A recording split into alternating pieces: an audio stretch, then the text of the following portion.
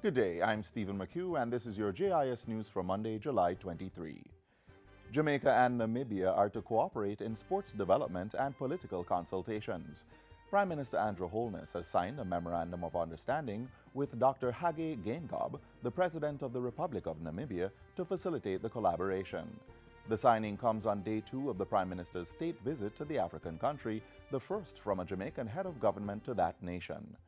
Shortly after his arrival in the country, Mr. Holness engaged in a brief courtesy call with the Deputy Prime Minister prior to a short meeting with the President. Both leaders expressed sincere appreciation for the strong ties between Jamaica and Namibia and spoke of the history of cooperation between the two countries in relation to Namibia's independence struggle. The Prime Minister is also meeting with members of the Namibian private sector during his visit. A highlight of the visit is the renaming of a street in the capital city of Windhoek in honor of Jamaica's first national hero, Marcus Mosiah Garvey. Mr. Holness is in Namibia as the first stop on his way to address the 10th BRIC Summit, slated for July 25 to 28 in Johannesburg, South Africa. BRICS is an acronym for a grouping of the world's emerging economies, namely Brazil, Russia, India, China, and South Africa. The Urban Development Corporation, UDC, is seeking to dispel fears that persons living in the vicinity of National Heroes Park will be left homeless to make way for the new Parliament building. UDC's General Manager Dr. Damian Graham says the plan is to upgrade existing housing structures that have outlived their usefulness, construct high-rise apartments on vacant lots, and improve the sewage and road network. Dr. Graham, who was addressing a recent JIS think tank, said there would be some temporary relocation of residents to different parts of the community to accommodate the staged upgrading of the infrastructure. In some of the properties that are there, they are dated in terms of their functionality, and the number of families that are within some of them have outgrown the space that is there. And so we intend to make those people's lives better by improving it, improving the densities. We're looking at putting better housing stock in the space for that. He says consultations on the plan continues with the members of Parliament, councillors, and other stakeholders. The UDC is also engaging with the Social Development Commission to conduct social intervention in the communities, beginning with a needs assessment. Specifically, going on the verandas, talking to people, understanding from the community level what are their current needs and how we need to tailor now the execution of the project to ensure that their lives are better.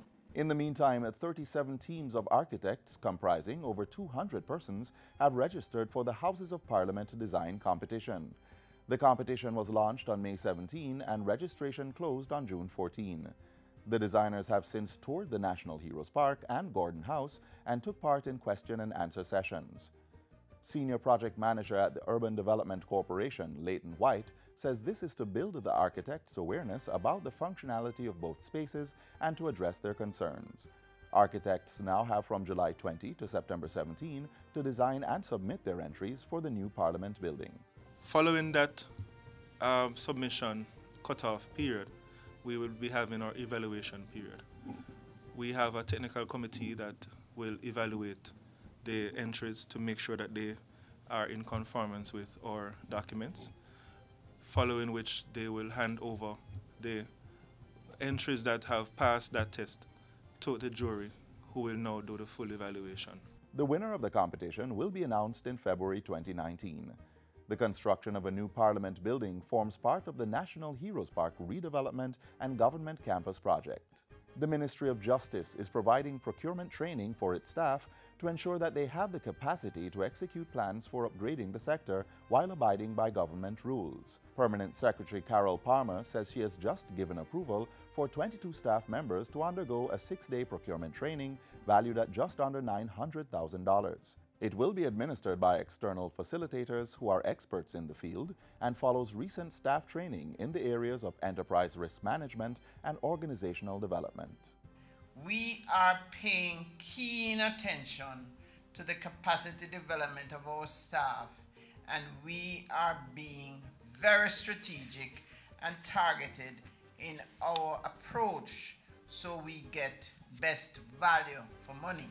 The Permanent Secretary was addressing a recent press briefing to update the country on the ministry's achievements. The Ministry of Education will be undertaking robust career training programs in secondary schools across the island this coming school year. The ministry, through the Heart Trust NTA, will be partnering with the National Parenting Support Commission and the National Parent-Teacher Association to provide career advice to the students. State Minister Floyd Green says this fits well with expectations of an increase in the number of students trained in Heart Trust NTA programs this academic year. We are reforming our education system to place more emphasis on the practical side of skills. And we want to ensure that from as early as secondary school, our young people in a real way are learning certifiable skills. The State Minister was speaking at the recent opening ceremony for World Skills Day. And finally, persons in the diaspora will be able to watch live streams of performances at this year's Independence Grand Gala on the JCDC website, as the agency promotes the One Love, One Family theme of Jamaica 56.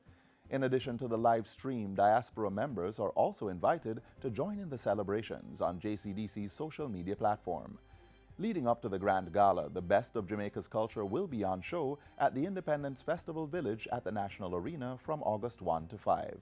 It kicks off at 6 a.m. on August 1 with the August Morning Market, where patrons will be able to purchase fresh produce. Of course, the village is open daily with many attractions and shopping available to you. Come and buy your authentic Jamaican cuisine there as well, as we run the village all the way up until August 6, which would also feature the Independence Grand Gala inside the National Stadium.